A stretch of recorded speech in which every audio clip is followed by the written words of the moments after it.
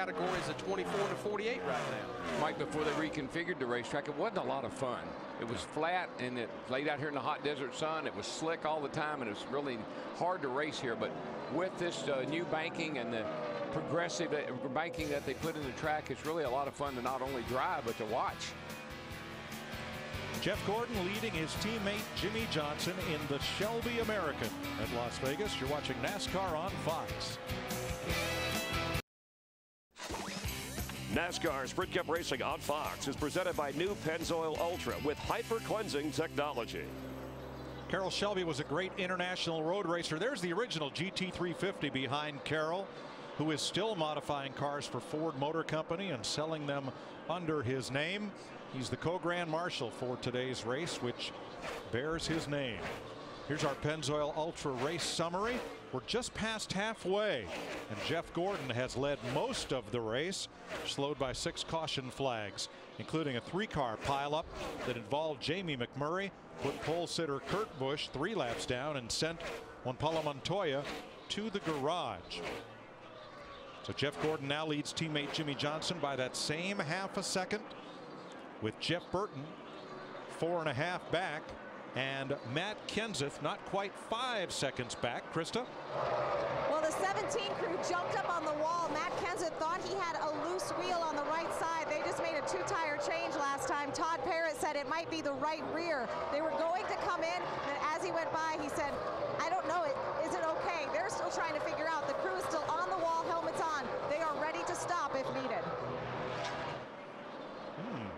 Well, and we're still a good 15 to 18 laps away from what would be green flag pit stops. I'm sure Todd Parrott really wants to make sure that that would be the problem before he hits pit road.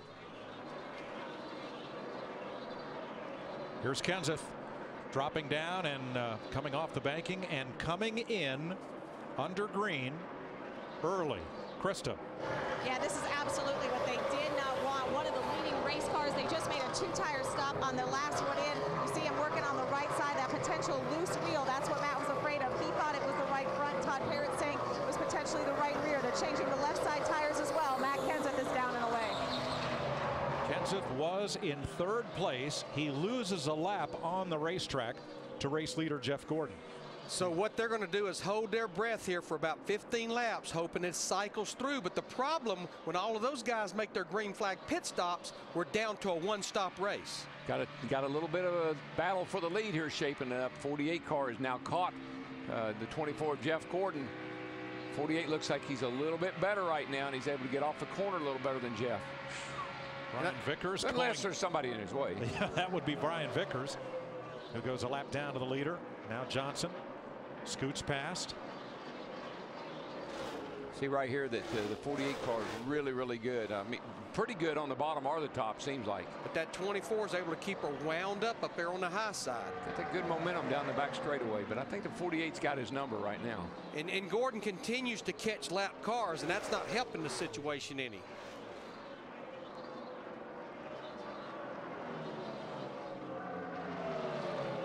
Brad Keselowski going a lap down to Jeff Gordon, and that will leave us 23 cars on the lead lap.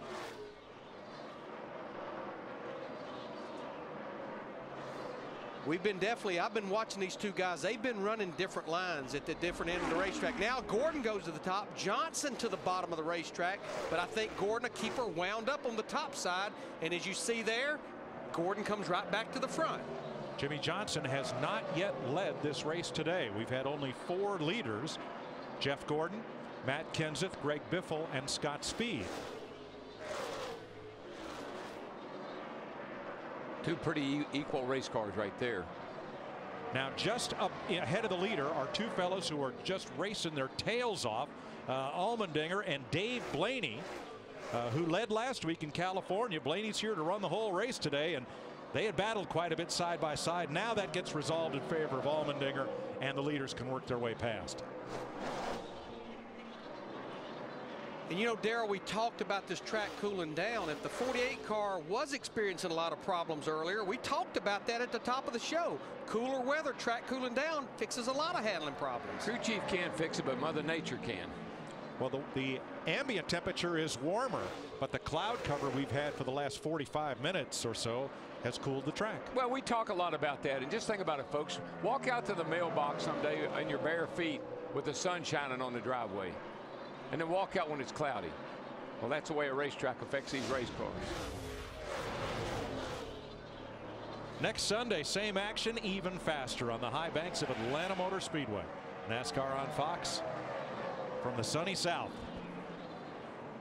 Now you see Johnson, now that Gordon has put a little distance on him, now Jimmie in the 48 car, he's moved up to the high side in 3 and 4. That's what I've been noticing about the 48 car. He kind of can go anywhere he wants to. He's just trying to figure out what line gives him the best overall lap time. How far to pit stops? Oh, about 8 to 10 laps. Well, we'll be back for him then. Jeff Gordon continues to lead in Las Vegas.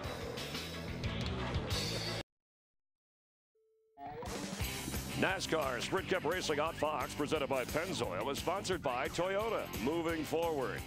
By the Home Depot. More saving, more doing. That's the power of the Home Depot. And by Lipitor. 158 laps in. Sprint brings you an inside look at what's happening now in the Sprint Cup Series. Kevin Harvick would remain your point leader right now by 26 over his teammate Jeff Burton. For more NASCAR stats, in-car audio, and live race radio. Sprint.com/speed. You know, Mike, as we get close to these green flag pit stops, it was one of the keys that Jeff Hammond had in the pre-race. This will be the first time you're pitting under green. You can't speed on pit road.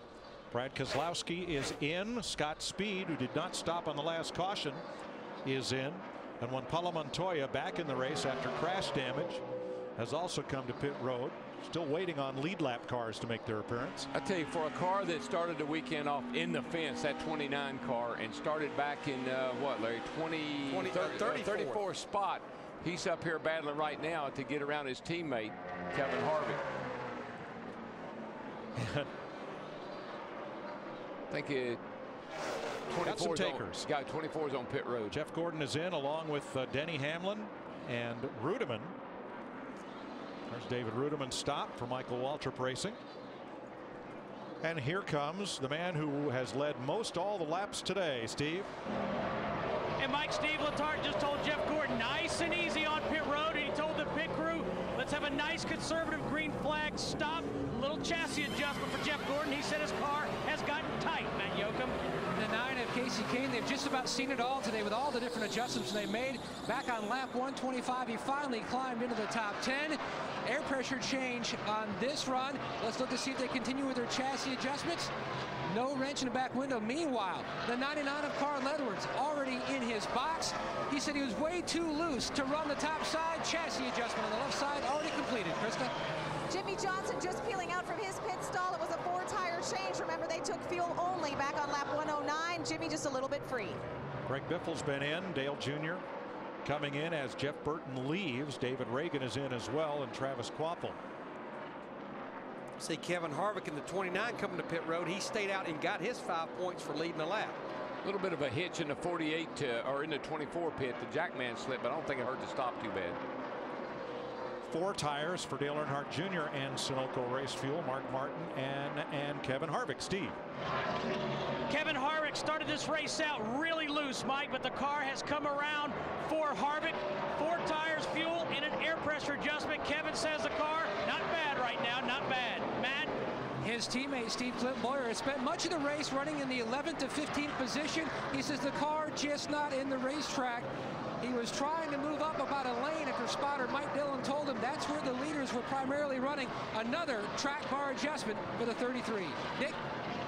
And they're counting Kyle Busch into his pit stop. Busch, who used to work for a hobby shop that sold little RC racing cars. Having a big day today. He is running the top 10 virtually all day long. The car is pretty well balanced. It just isn't as fast as Busch would like to have it. Maybe this pit stop will get him the speed he wants. Jamie McMurray had a pit road penalty, too fast entering, so he has had to make a pass through, and saw a tire get a little bit away from Joey Logano's crew. There you see the pink car, Mike Bliss, back in the race after bringing out the second caution of the day at lap 47. Here's Tony Stewart in front of Steve. Mike, right, Joy. Tony Stewart says his car is squirrely on the beginning of a run, but then it gets better. Most recently, his car loose on exit, tight in the center, 4 tires, and an air pressure adjustment.